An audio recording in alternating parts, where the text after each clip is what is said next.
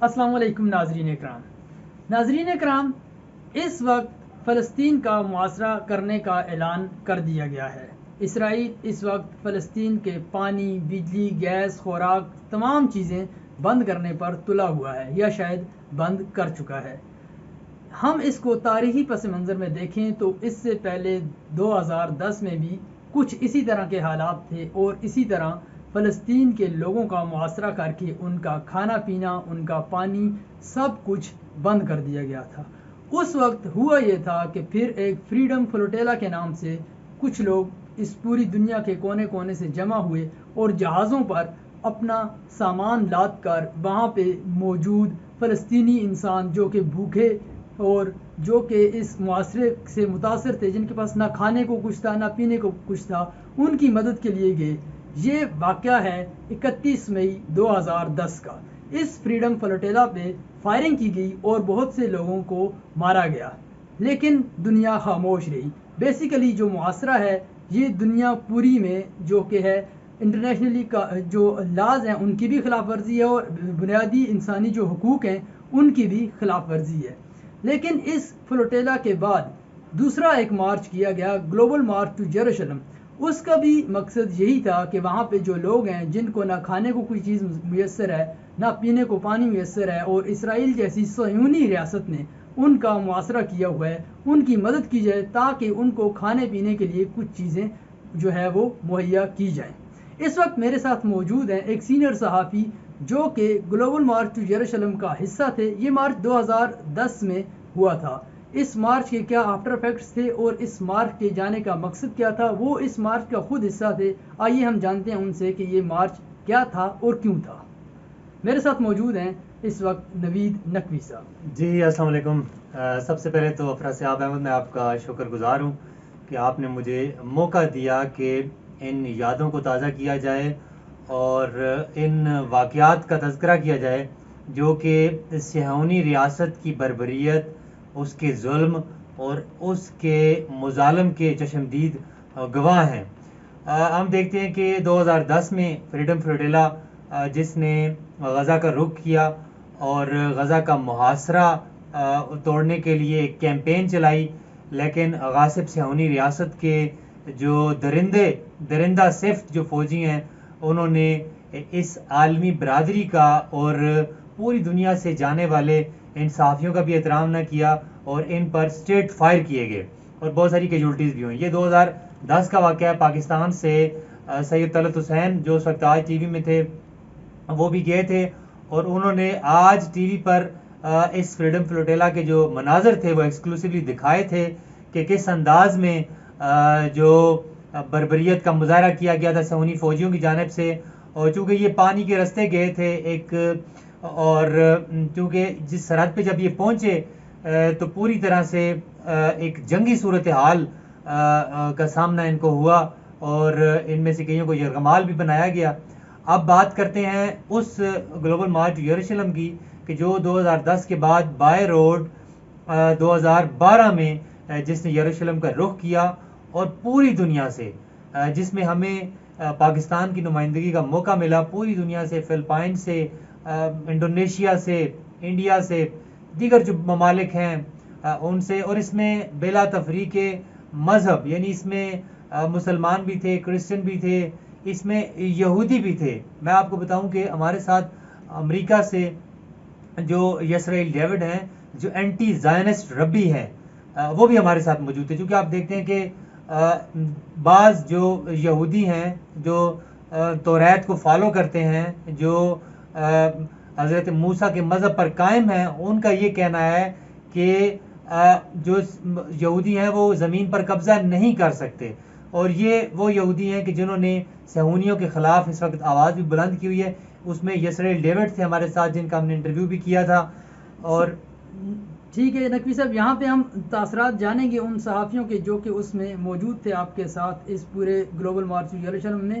میں سب سے پہلے جو شروع کرنا چاہ رہا ہوں وہ یہ بات کہ ان لوگوں کو جاتے ہوئے کیا مشکلات تھیں، راستوں کی مشکلات کیا تھیں، ویزوں کی کیا مشکلات تھیں، اور وہاں پہنچنے میں کون کون سی وہ مشکلات تھیں جن کو عبور کر کے یہ لوگ وہاں پر پہنچے اور اس معاشرے کو توڑنے کی ایک کامیاب کوشش کی گئی؟ جی آپ جیسا کہ آپ جانتے ہیں کہ یہ جو ٹائم ہے ایک گلوبل ولیج کا دور ہے.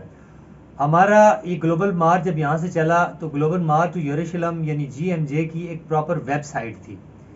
صہیونیوں نے اسرائیلیوں نے اسی ویب سائٹ کا ایک ریپلیکا تیار کیا, یعنی بالکل اسے ریپلیکیٹ کیا گیا, اور اس ریپلیکے کے اندر یہ تھا کہ ٹوٹلی اس مارچ کے خلاف رپورٹنگ کی گئی. یعنی کہ اس مارچ کے حوالے سے بتایا گیا کہ پوری دنیا سے چند فسادی ہیں کہ جو غاصب صہیونی ریاست کی طرف بڑھ رہے ہیں, اسرائیل کی طرف بڑھ رہے ہیں, اور لمحہ بلمحہ اس میں جو پارٹیسپینٹس تھے ان کے خلاف بھی پروپیگنڈا کیا. مجھے یاد ہے کہ انڈیا سے افرا صاحب ہمارے ساتھ ایک صحافی تھے, کنال مجندر, تہلکا.com کے ایک صحافی تھے, جنہوں نے ٹویٹر پہ ٹویٹس جب شروع کی تو انہیں اسرائیل کے جو لابیسٹ ہیں ان کی جانب سے زبردست جواب آیا, اور انہیں زبردست جو ہے کہ رزلٹ کا متنبع کیا گیا کہ آپ کو ہم مار دیں گے, جان سے مار دیں گے, جیسا ہم نے فریڈم فلوٹیلا والوں کے ساتھ کیا ایسا آپ کے ساتھ کیا گیا. لیکن اس کے علاوہ یہ تھا کہ ہمیں رکاوٹیں یعنی دیکھنی پڑیں. بعض جگہوں پہ ایئر لائنوں کی جانب سے ہمیں رکاوٹوں کا سامنا تھا, بعض جگہوں سے ہمیں ویزا پرابلم تھے, کئی ممالک تھے جنہوں نے ہمیں ویزا دینے کا انکار کیا. لیکن الٹیمیٹلی ہمارا یہ گلوبل مارچ جو تھا یہ یہاں سے ہوتا ہوا بہت سارے کنٹریز کے لوگ پاکستان میں اکٹھے ہوئے, پھر پاکستان سے یہاں سے وہ ہوتے ہوئے بائی روڈ تافتان کے راستے وہ ایران میں داخل ہوئے. ایران کے بعد ہم دیکھتے ہیں کہ شام میں یہ فلوٹیلا پہنچا, پھر بیروت میں پہنچا, لبنان کے بعد ولیج کا دور ہے. ہمارا یہ گلوبل مارچ جب یہاں سے چلا تو گلوبل مارچ ٹو یروشلم یعنی GMJ کی ایک پراپر ویب سائٹ تھی. صہیونیوں نے اسرائیلیوں نے اسی ویب سائٹ کا ایک ریپلیکا تیار کیا, یعنی بالکل اسے ریپلیکیٹ کیا گیا, اور اس ریپلیکے کے اندر یہ تھا کہ ٹوٹلی اس مارچ کے خلاف رپورٹنگ کی گئی. یعنی کہ اس مارچ کے حوالے سے بتایا گیا کہ پوری دنیا سے چند فسادی ہیں کہ جو غاصب صہیونی ریاست کی طرف بڑھ رہے ہیں, اسرائیل کی طرف بڑھ رہے ہیں, اور لمحہ بلمحہ اس میں جو پارٹیسپینٹس تھے ان کے خلاف بھی پروپیگنڈا کیا. مجھے یاد ہے کہ انڈیا سے افرا صاحب ہمارے ساتھ ایک صحافی تھے, کنال مجندر, تہلکا.com کے ایک صحافی تھے, جنہوں نے ٹویٹر پہ ٹویٹس جب شروع کی تو انہیں اسرائیل کے جو لابیسٹ ہیں ان کی جانب سے زبردست جواب آیا, اور انہیں زبردست جو ہے کہ رزلٹ کا متنبع کیا گیا کہ آپ کو ہم مار دیں گے, جان سے مار دیں گے, جیسا ہم نے فریڈم فلوٹیلا والوں کے ساتھ کیا ایسا آپ کے ساتھ کیا گیا. لیکن اس کے علاوہ یہ تھا کہ ہمیں رکاوٹیں یعنی دیکھنی پڑیں. بعض جگہوں پہ ایئر لائنوں کی جانب سے ہمیں رکاوٹوں کا سامنا تھا, بعض جگہوں سے ہمیں ویزا پرابلم تھے, کئی ممالک تھے جنہوں نے ہمیں ویزا دینے کا انکار کیا. لیکن الٹیمیٹلی ہمارا یہ گلوبل مارچ جو تھا یہ یہاں سے ہوتا ہوا بہت سارے کنٹریز کے لوگ پاکستان میں اکٹھے ہوئے, پھر پاکستان سے یہاں سے وہ ہوتے ہوئے بائی روڈ تافتان کے راستے وہ ایران میں داخل ہوئے.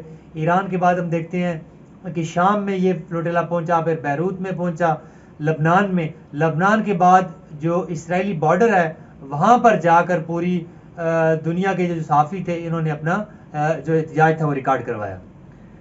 نقوی صاحب, آپ نے وہاں پہ ایک پریس کانفرنس بھی کی تھی.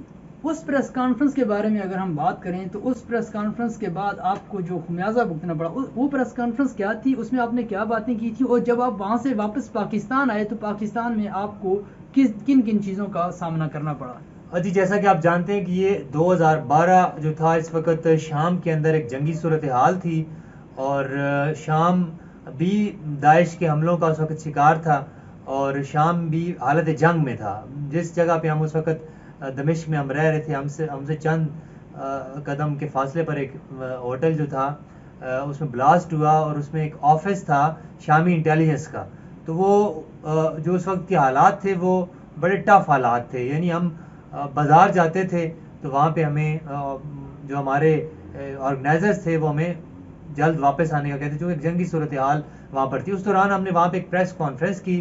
ہمارے جتنے ورلڈ سے جرنلسٹ اکٹھے تھے, ہم نے انہیں اپنا معافی ضمیر بیان کیا کہ ہم صہیونی ریاست کے خلاف ایک بیانیہ سامنے لائے ہیں، کیونکہ فلسطین کا جو مسئلہ ہے وہ نہ عربوں کا مسئلہ ہے نہ مسلمانوں کا مسئلہ ہے، یہ ایک انسانیت کا مسئلہ ہے. اور ہم نے ہمارے ساتھ مختلف ادیان کے لوگ تھے، کرسچنس تھے ہمارے ساتھ، ہندو تھے ہمارے ساتھ، یہودی تھے ہمارے ساتھ، پارسی تھے، لیکن سب نے فلسطین میں جو جاری مظالم ہیں ان کا زبردست ان کے خلاف آواز اٹھائی. آج بھی آپ دیکھتے ہیں کہ آج بھی وہی صورتحال ہے. آج بھی جب غزہ کا محاصرہ کیا جا رہا ہے تو فرانس اس کے خلاف بول رہا ہے. فرانس کو مسلمانوں سے سروکار نہیں ہے، لیکن فرانس کیوں سامنے آیا کہ انسانیت کا ایک انسانی المیہ جنم لے رہا ہے تو فرانس سامنے آیا. اسی طرح اسپین نے اس کی مخالفت کی ہے. جی ناظرین، دیکھیں کہ فرانس نے مخالفت کی، اسپین نے مخالفت کی، روس کے صدر نے اعلان کیا کہ اگر امریکہ اس خطے میں آیا تو ہم لوگ اپنے نیوکلیر ہتھیار جو ہیں وہ استعمال کرنے سے دریغ نہیں کریں گے. پوری دنیا کا ریئیکشن آ رہا ہے. کیوں آ رہا ہے؟ کیونکہ یہ بنیادی انسانی حقوق اور انٹرنیشنل لاز کی خلاف ورزی ہے. اس کے علاوہ آپ کو ہم یہ بھی بتائیں گے کہ جب نقوی صاحب وہاں سے واپس آئے تو پاکستان میں ان کو اپنے جو آفس تھا وہاں سے اور اپنے جو ان کی انگیجمنٹس تھی ان کے حوالے سے ان کو کیا جواب ملا. چونکہ آپ دیکھتے ہیں کہ انٹرنیشنلی جو موساد کی انٹیلیجنس ہے وہ بہت کلیورنس کے ساتھ کام کر رہی ہے. جتنے پارٹیسپینٹس تھے ان کے خلاف پوری کیمپین چلائی گئی، ان میں سے بعض کو انٹرنیشنلی بینڈ میں شامل کیا گیا، یعنی کہ وہ کسی ملک میں سفر نہیں کر سکتے. میں اس وقت ایک انیشیٹو تھا، ایک فارن این جی او کا انیشیٹو تھا، اس پہ کام کر رہا تھا. میرے واپسی پہ انہوں نے ریگریٹ کیا، یعنی ہمیں اس گلوبل مارچ میں جانے کا یہ خمیازہ بھگتنا پڑا، حق بات کرنے کا خمیازہ بھگتنا پڑا، اپنی نوکری سے ہاتھ دھونے پڑے. یہ دیکھیے ناظرین کہ ایک عام سا انسان جو کہ جو یہ مارچ تھا اس کا حصہ لیا اور واپس آنے پر اسے اپنے ملک کے اپنے لوگوں نے، جو اس کے دوست تھے جن کے ساتھ وہ بیٹھ کر کام کرتا تھا، انہی لوگوں نے اسے اپنے ساتھ بٹھانے سے انکار کر دیا. یہ ہیں وہ اسرائیلی صہیونی ریاست جس کا اثر اسلامی ممالک اور پوری دنیا تک یہاں تک بیٹھ چکا ہے کہ یہ لوگ اپنے لوگوں کو اون کرنا بھی نہیں جانتے اور اتنا ڈر جاتے ہیں کہ اپنے ہی لوگوں کے ساتھ کھڑا ہونا نہیں جانتے. اس وقت سعودی عرب بھی مذاکرات کر رہا تھا، یو اے ای اپنے تعلقات اسرائیل کے ساتھ جو ہے وہ تقریباً نارملائز کر چکا تھا، لیکن سعودی عرب بھی اس وقت فلسطین کے ساتھ کھڑے ہونے کا اعلان کر چکا ہے. پاکستان کی طرف سے اس طرح سے کوئی کھلا جو ہے وہ رد عمل سامنے نہیں آیا، ملے جلے تاثرات کا سامنا کیا جا رہا ہے. مگر آپ دیکھیے کہ اسرائیل جیسی کیسی طاقتور ریاست ہے اور اس نے ایک دفعہ پھر جو ہے اسرائیل کا معاصرہ، فلسطین کا معاصرہ کر لیا ہے اور فلسطین اس کا خمیازہ تو بھگتے گا ہی، لیکن کیا پوری دنیا پھر سے اسی طرح کے حالات کی طرف جا رہی ہے؟ کیا پھر ہمیں اس معاشرے کو توڑنے کے لیے ایک دفعہ گلوبل مارچ ٹو یروشلم اور فریڈم فلوٹیلا کی طرف جانا پڑے گا؟ اس کے لیے ابھی ہمیں کچھ دن مزید انتظار کرنا پڑے گا. دیکھتے رہیے جناح نیوز.